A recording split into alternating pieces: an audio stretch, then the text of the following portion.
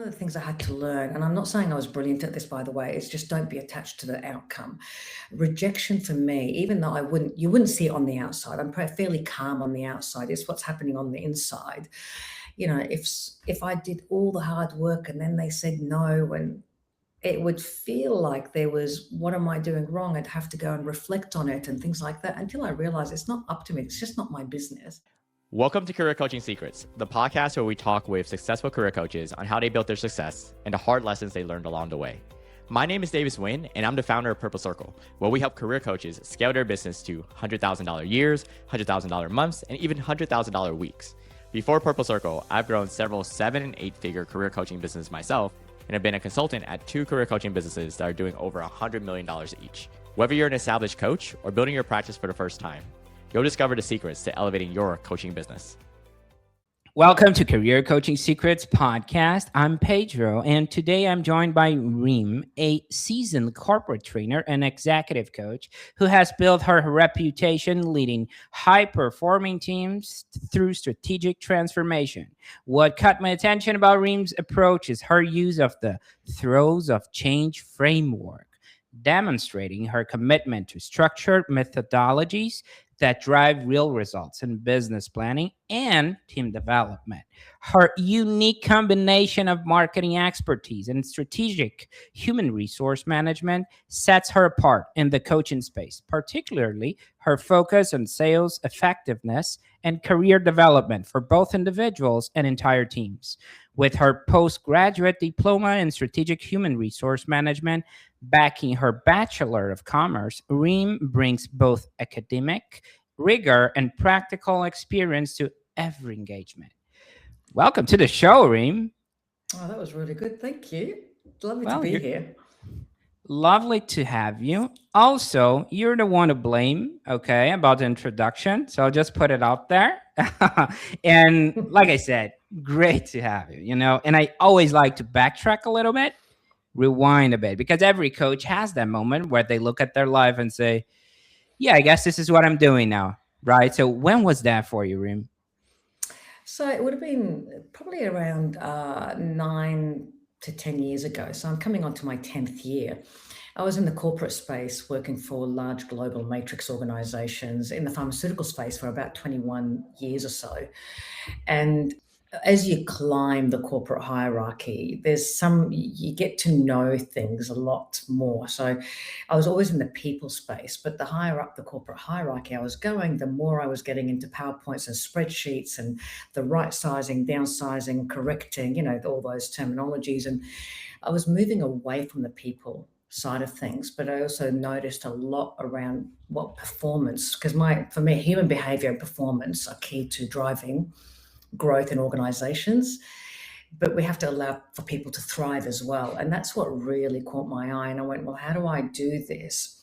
How do I become, if I can say this, a CEO of my own organization so that I can touch as many people as possible, as many organizations as possible, focusing on human behavior.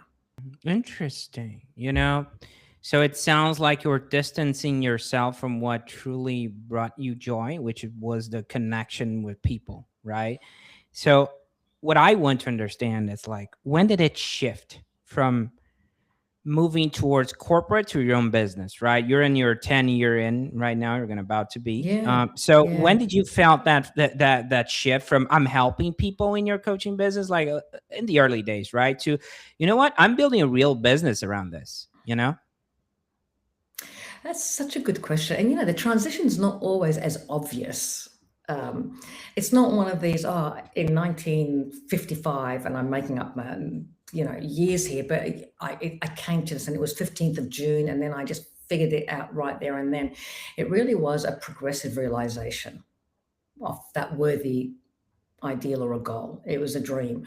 And for me, I loved the corporate space. Like when I started straight after university, I was 27 years old, and when I need to be in that commercial side of things with people, and I want to drive my career as high as I can go. But I always had this notion in my mind that one day I'll have my own business after I have all the experience. I just knew it. It just took me 21 years. At the 21-year mark, that's when I realized time. a time has come. And Pedro, it's funny how these things happen because I kind of like burn. It's not burning my bridges in a negative way. I remember just driving to work one day, and I went, "Today's the day that I'm going to finish up." And I went onto the website. I registered Dream Coaching and Consulting, spelt like my name.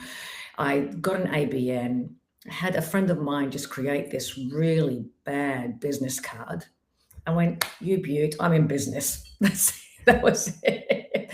Because I knew otherwise you'll just get scared and you wouldn't jump because it's too Mm. easy. Like it was so comfortable for me. I had such a great time in the corporate space that I knew that I could go to the next level. But if you really I want to do something so challenging and just follow that dream. Mm. I understand it's so organic, right? But at the same time, there is a point of, I would call it inflection, that we grab the hat. It's like coaching slash CEO, business owner, right? And I feel like it's so interesting. Like I grabbed my crappy business card that I got and just went for it. So I love that story. I Now still I have it actually. I got to show you. I still have it. There's my. I still this. No, there's no like, and it was just really. It's very very interesting. I love this business card. You should frame it also, like having that, that one business card, the first one. I love it. Now, after you got rolling, in the coaching practice, who are the people that kept showing up? Reem, because in the early days for coaching, there's a lot of trial and error, let's say it like that. Most coaches, they're trying to help everyone, trying to embrace the entire world. But I want to understand from you now, the ones you realized, okay, these are the people I work best. These are my people. Did you eventually got there? Yeah, I mean, when you first start, it is, and I have to say, the transition between going from senior leadership roles in corporate space where everything's looked after and you know, you've got your car, you've got your laptop, you've got your team helping you, you've got everything, and you go into your own little business. You go from hero to zero, what felt like hero to zero, and you've got to redefine yourself. And I remember going, "What did I do?" So it was like that initial. There were a few tears, I got to tell you. Going, wow, okay, I burnt my bridges, but what did I do? So initially, my background is in sales as well, sales effectiveness and sales. So initially, I knew just take your own advice. What would you do?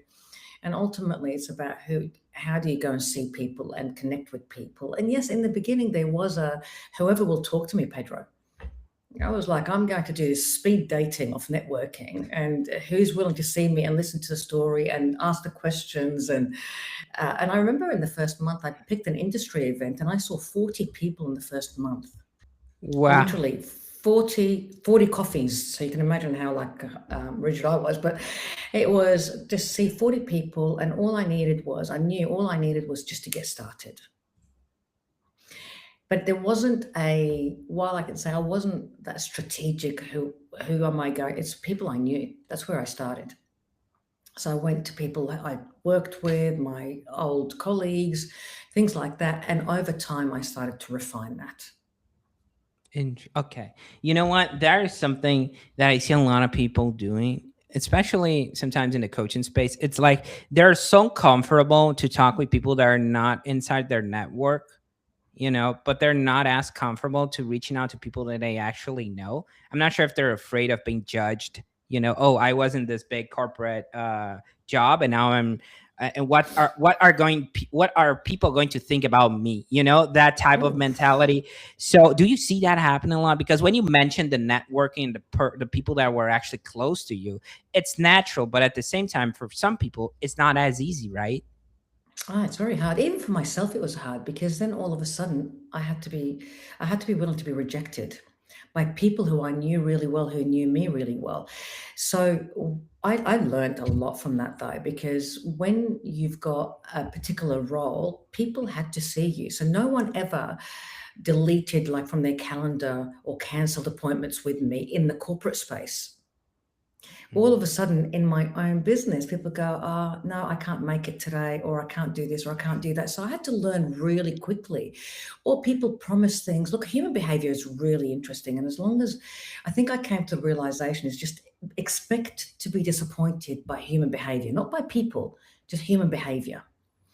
Because it's kind of like you have to put your best foot forward, but you're going to get rejected, and you're going to get rejected by people who you know the best, who you thought would help you. And then all of a sudden, Pedro, I found that while I was talking to everyone that I knew, it was people who I didn't know that came to me in the end. Mm. Wow, that put things into perspective, right? You're It like, it's oh, very interesting because like people introduced me to people, and then it's kind of like I had to branch out. But it was an absolutely brilliant exercise to do, because out of the 40 people, I got 2 or 3 jobs, but that was enough because that got me started. and how did it felt like when the first time you burst a bubble, right? When you did a code outreach or someone like a complete stranger ended up turning to a client. It's a different feeling also, right? Oh, it's beautiful. It is a beautiful feeling because you you put the work in, the grind. Okay, and then the outcome. I mean, I'm not one of the things I had to learn, and I'm not saying I was brilliant at this, by the way, is just don't be attached to the outcome. Rejection for me, even though you wouldn't see it on the outside. I'm fairly calm on the outside. It's what's happening on the inside.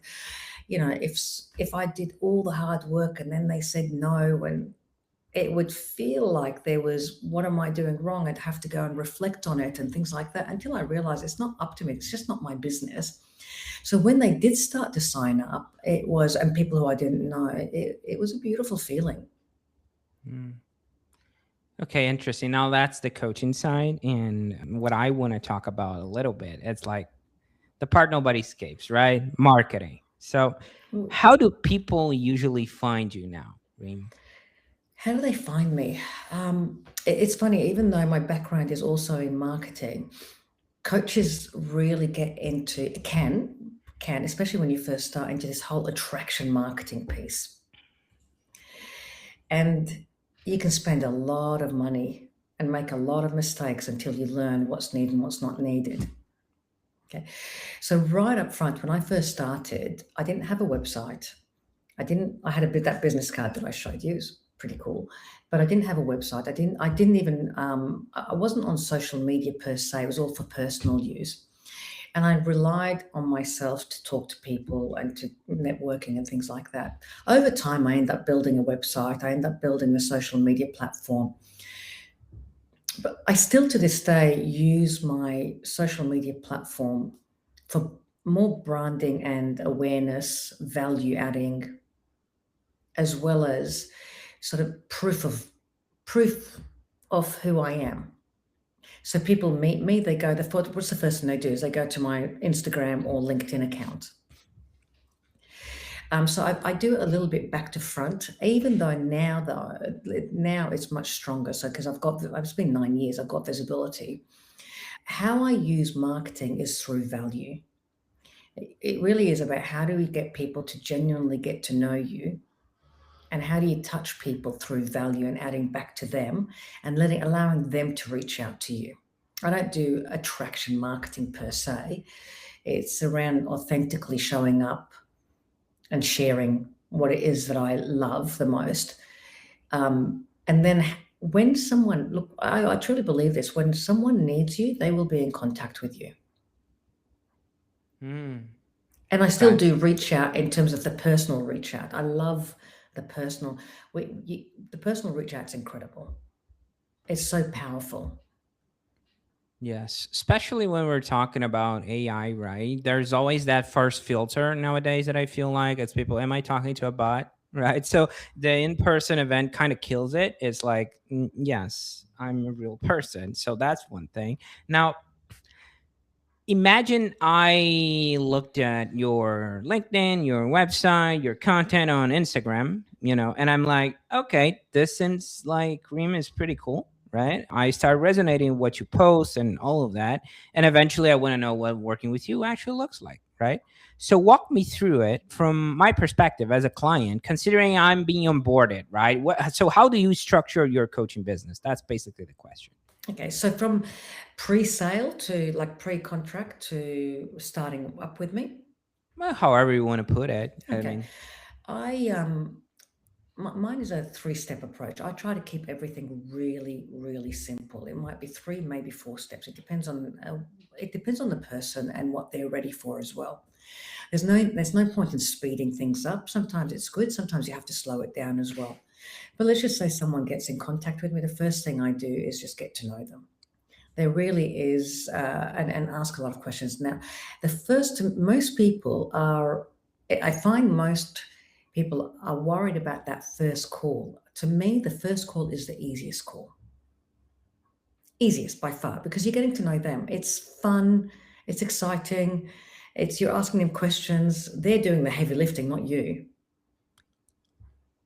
Okay, so I focus predominantly on just finding out more about them, and I'm very genuine in saying if this is for you. So I often say to people, I'm going to give you on that first call, you're going to give me 5 questions, and I'm going to give you 5 questions to go away and think about it, because we have to make sure that we're aligned. I've learned as a coach, I don't pull teeth. That's not, you can go to the dentist for that. I just, it's the truth, right? And I say to people, I don't pull teeth. Right. We have to be really, really aligned, because the coaching relationship is probably, Pedro, one of the most trusted relationships, and it needs a lot of trust if you're going to help people expand and find out things about themselves they're not even aware of yet. Mm. So then on the second call, they come in with their 5 questions. We've got our 5 questions, if it's suitable for both them and myself. So it's a dual equation. Then we move to the third call, which is, okay, let's have a look at what you need. It could be in the second call, it could be in the third call, and then we put together what's needed for them. I'm a highly tailored and specialized coach, so it has to be tailored to the person's needs. While there's frameworks that are similar for everyone, I wouldn't treat everyone exactly the same when it comes to coaching. It depends on their needs. I really go through the situation leadership model, the organizational models, psychology frameworks, things like that, to find out what are their needs specifically within frameworks. By Interesting. the time they sign up, they're excited. They know exactly what they're about to enter. And also, they know what's expected of them and what's expected of me. Okay, so I love the fact that you level the playing field, considering expectations, right? Because it's not just about they paying for a service; they need to put the work too, right? So it's like a two-way street. Everyone needs to do their part, and that makes perfect sense. Now, your work seems pretty hands-on, right, Reem? We're talking about almost like a customized experience. We're talking about discovery calls, and there's also the business development side. So, how do you think about capacity? So you don't stretch yourself too thin, because there are a lot of coaches out there that I see that are struggling with that factor, especially when you mention moving from corporate to coaching, right? And then you have to set everything up from marketing to sales to ops. So how do you plan on capacity? Yeah, that's such a good question. There's different levels for me. So over the last just over 9 years, I have online programs that are we've got self-learning. We have also group one-to-many programs, so we can reach out to people. And then we also have, I have the executive coaching, which is one-on-one, and that's really special for me, as well as then we work with their teams. So you've got a whole range of things, because you can't stretch yourself too thin. You really have to work out, how am I going to keep my energy up? I don't believe, and here's the biggest thing, I don't believe in back-to-back meetings. I just don't, because there's no time for thinking. And if you have to practice what you preach. So for me, I practice the slowing things down before you speed things up.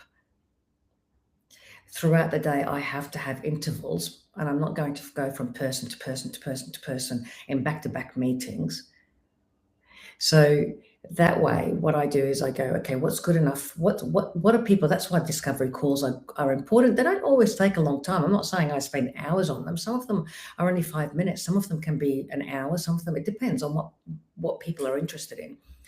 But we do have, so for me, I've just organized the whole online learning, one-to-many, one-on-ones, then delivery face-to-face to one-to-many as well. Okay, makes sense. Now, I feel like I need to highlight something here, which is kind of a hot topic, pricing. And we're not talking about hard numbers, okay? It's more about the mindset behind it, especially when you told me, like, oh, I left from corporate, from hero to zero, and sometimes the scarcity mindset can have their way into our heads when we're talking about pricing, especially like we're looking at a calendar, and I'm also a coach. So you're looking at a calendar is pretty empty, and you start to think about, hey, maybe I should get my prices lower, and all that. Oh my God. And all what that entails. So my question to you is, how do you think about pricing today? And were there any lessons along the way that really shaped how you landed where you are? Oh, so many, Pedro, so many. And it really is through a lot of trials. And you never get it, you never perfect it. So I have tried a lot of times. You go, okay, look, let's just work out, is this enough? Is this too much? And you have to put your own like value on your own. And I did go through a phase where I went, okay, well, let's do cut price, right? Don't do it. Don't do it. You can negotiate. Negotiation is okay. I keep the door open for everything, right? The challenge with it is that I started finding those people who paid me the premium got a lot more results than people when I gave it away for free. There were times where I just would, and I don't. It's not that I don't do pro bono, because sometimes value, you see people and you want to help them, and I will do that too, but it has to be conscious. It's not from coming from a place of lack or me being scared that I can't get a client or anything like that. It's a very conscious decision these days. Or I don't do pro bono as much anymore. I do small bono, because if you want to add value, if you want people to appreciate who you are, they're going to have to fork something out. When the experiment was really interesting, because the only reason why people would start to reduce their fees is coming from a place of lack and fear and lack of self-worth. And what would happen was, okay, so you'd have, say, for example, someone who is paying top, they'd be getting they would be getting, the results would be amazing. They would turn up at the right time. In fact, they do the homework. They send you the agendas. They're very, very committed. They're all in. And then the person who hasn't paid you will say things like, oh, I can't make it today because I'm cleaning my house, or it's just too busy, or I haven't read the information that you've sent through to me. So you have to learn from it. You go, look, I'm going to have to learn. And here's the thing, you can either learn it the easy way or the hard way. You can either just work on your own self-image and internal self-belief, or you're just going to keep getting smacked around until you learn the lesson. It's just that's just the way it is. And the reason why I say this is because I've learned it. Like, I'm speaking from experience here.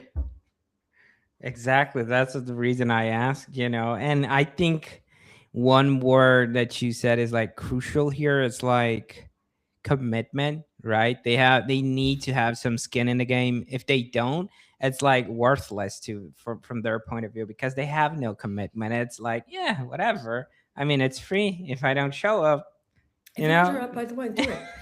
There is another side to the equation, though, Pedro, as well, is you have to have commitment. That I've seen coaching programs which are astronomical, and the value is not there. And people, it's like a sausage machine, like just churn them in, churn them out, churn them in, churn them out. Eventually, that's going to bite you as well. For me, I live by my values. Dream coaching, consulting, there's 5 to 6 values, and I live by them. I say to people, no matter how much you're paying, no matter how much you're investing, I would always deliver more than what your expectations are. Always. And I live by that. It doesn't mean that I give everything away and don't value myself. I just always know that I'm going to deliver more value, and I'm there. They're my number one priority. Okay. Since we're talking about value and delivering value, I get a little bit curious about where you're taking all this, right? So, Reem, looking ahead, Where do you see the business going? Are you thinking about scaling, maybe hiring, or is there a next step you're excited about? Yeah, absolutely. And businesses, you're allowed to scale up and scale down as it goes along. I've scaled up previously and I've scaled down. And depending on what's happening in the economy, depending on the changes that I'm making as well, I am ready for scaling. And it's scaling though. This time I'm going to do it in a way where I feel I'm really comfortable with it. It's scaling in alignment with your values. So I don't want to scale and then lose the that intellectual property that Dream has. We're very, very specialized in what we do. And value and working with us is really it's an experience. It's an experience for most clients. That's how I like to see it. And so the question becomes, how do you scale with authenticity without losing alignment to your goals and values? And so I've got a book coming out. It's called Unfollow the Leader, and it's been 4 years in the making because I've added like I went, okay, I'm going to put everything that we do in one book, and there's going to be downloads in there, and I'm going to be true to the process. That's coming out in the 15th on the 15th of April, and that's a one way where it's just going to start. The scaling starts from there. So focusing on bringing it all together first, the messaging, and then we look at how we're going to scale one one quarter at a time. So I know where I want it to be in 12 months, and now we're working on one quarter at a time. And the trick here is to break it down to the lowest common denominator. I know what the big picture is, but how do I break it down so every single day I'm taking action towards that growth that's aligned with the values? Mm. So it sounds like there's a lot of intention behind it. You went through the process of scaling, then scaling up, and then scaling down. And now it's about building the right foundation, right? So you can do it with intention and authenticity in a way that feels right to you, right? Absolutely, absolutely. And what that does is that one of the things is about how do you, for me, I've constantly been working on myself first. The better you understand yourself, the better you understand everyone else. And there's no limit to growth. Who I was 10 years ago, brilliant. That was great at the time, but I also have to grow beyond my own expectations, not just my customers. I don't just say that to my clients. It's me. I need to grow beyond my expectations. And the first place to do that is to work out where are all my paradigms? What am I not seeing? How do Mm. I look at things differently and become innovative in a way that's aligned with me, not innovative in a way that's aligned with everyone else. I stay in my lane. So it's been a fine balance of knowing, okay, where is the technology that's available? What is available? But then how do you do it authentically to yourself and only focusing on dream rather than having a look at constantly looking at what other people are doing and how they've scaled up. I don't want to constantly be copying other people. I learn from it, understand my own paradigms, and then decide on where Dream is going from there. Okay, interesting. Now, considering scaling up or down, right? And we were talking about with the authenticity, what are you currently trying to improve or tighten up in Dream right now, in your business that you think is like most pressing, for example?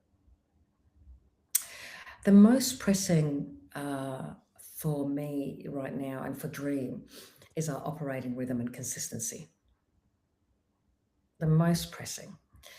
Uh, and what I mean by that is that it's really there's something called the shiny new star syndrome. As you're scaling, it's really easy to go for all these new things that are coming along and going, oh, look, there's another idea, there's another idea, there's another idea, and then forgetting the foundations, your own operating rhythm, your own consistency, which really breaks the foundations down. So that is one of and it might seem simple, but it's not simple.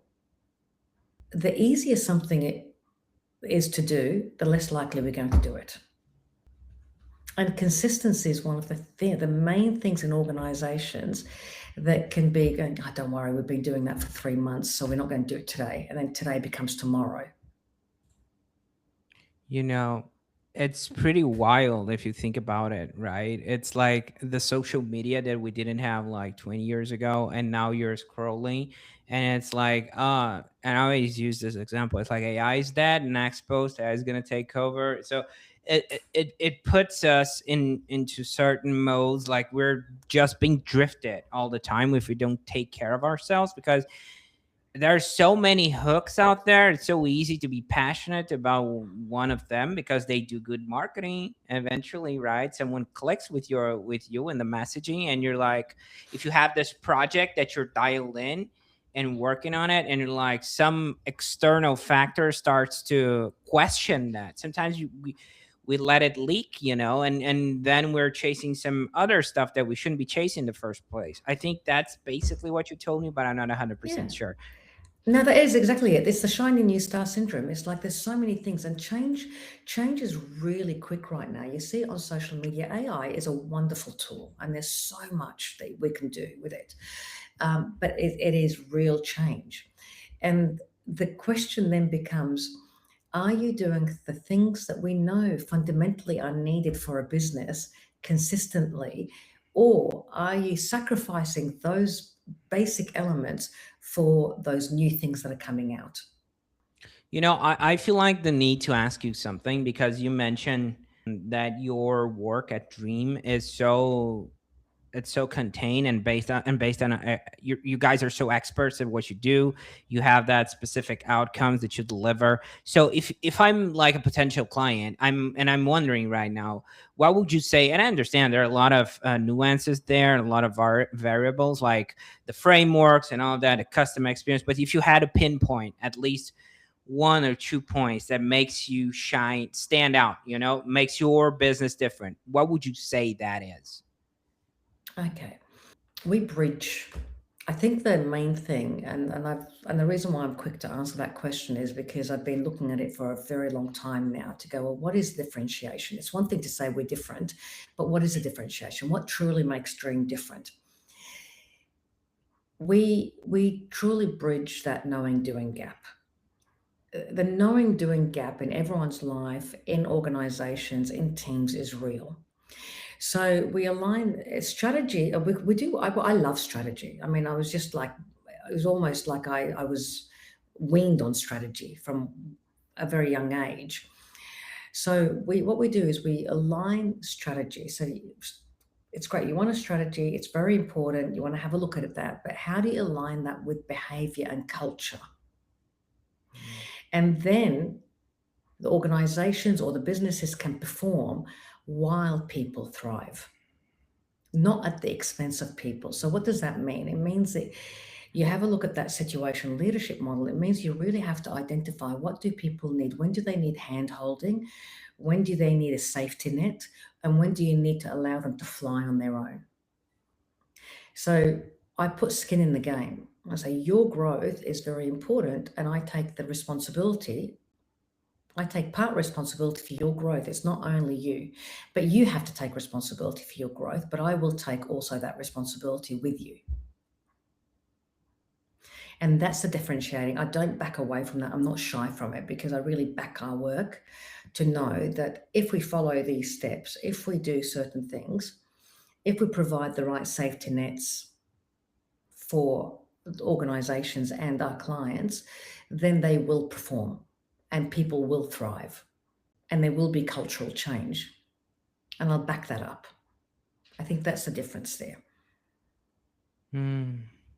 I love that. Okay. Can I And extend that a little bit more? Can I yeah, extend that a of little bit more? And I'll course, give you an of course. example. It's really easy to get caught in the sales game where getting new clients is really exciting. So you look at sales, sales, sales, bring them in, you bring them in, bring them in, and all that. It's a bit like Netflix, Netflix, you'll be a long-term client, and all of a sudden you see an ad, and if for a new person, if they'll take 50% off, you'll get 3 months for free. They're focusing on business generation. And then you forget your old clients, but you forget that those old clients are your bread and butter. They're the ones that started your business. They're the foundation. They are the cycle. So you want to be focused on sales generation. It's really important and new clients. It's exciting, it's great, but you cannot do it at the expense of your existing clientele. You need to Mm, nurture that nurturing part is constant. That's the fourth stage, by the way. You know how I said there's 3 to 4 stages? Okay, you get them in. Well, what's the first four stage? And that's the nurturing part, to really constantly be delivering to the value that you promised. And guess what? When you do that, the new sales become easy because people are doing like there's referrals. It's constant. You don't even have to, you wake up and you don't even have to do anything because it's coming to you. got it. Yeah, no, that makes perfect sense. If you think about it, it's like if you because there's a lot of coaches out there that, and not just coaches, right? Like you mentioned, Netflix or other types of business, they're considering sometimes ops like costs overhead slash overhead, and they're super excited about client acquisition, right? Because that's growth, and it's a different. It's sometimes it's the same business, and what you're telling me is like, yes, it's important to grow, to have the client acquisition piece, and it's exciting to sell, right, and serve people, but at the same time you cannot lose track of yourself and you still need to deliver, right? 100%. Delivery is the delivering to your promise based on your goals and values and what you agreed to is so critical, because you can fall apart.